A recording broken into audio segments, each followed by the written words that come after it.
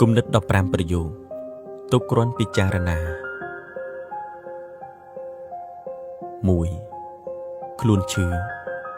មិនស្មើគំនិតឈឺឡើយ 2. ពេលយើងនាំគ្នាតាមដានមនុស្សឥតបានការយើងកំពុងធ្វើឲ្យពួកគេកាន់តែល្បីល្បាញ 3. បើមិនចង់ឲ្យគេស្អប់លុះត្រាតែអ្នកធ្វើអ្វីទម្រេះចិត្តរបស់ពួកគេ 4.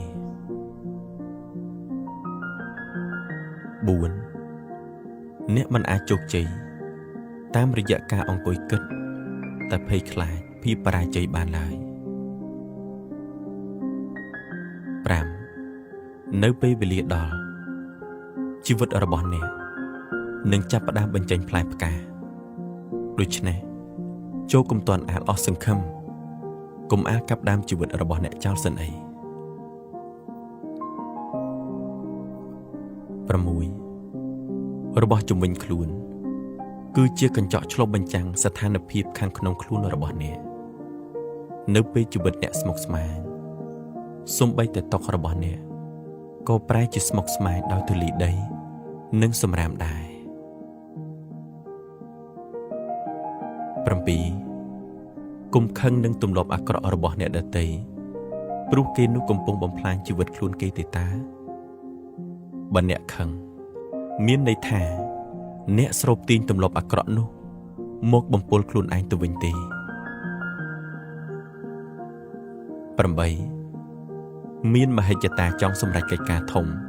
គឺជាការប្រសើរតែការចាប់ផ្ដើមធ្វើពីកិច្ចការតូចគឺជាភាពឆ្លាតវៃ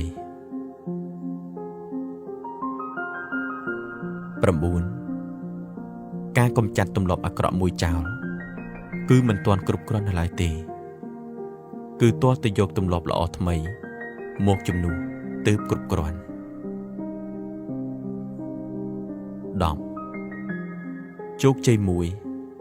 អាចនាំអ្នកទៅកាន់ជោគជ័យមួយទៀតទោះបីអ្នកចង់បានជោគជ័យ100អ្នកត្រូវទៅរកជោគជ័យមួយឲ្យបានជាមុនសិនទោះបីវាតិចតួចក៏ដោយ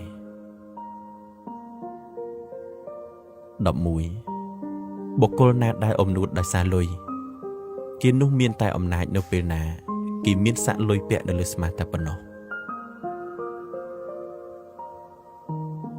12. មនុស្សកើតមកដើម្បីសងបំណុលកម្មនៅពេលសងអស់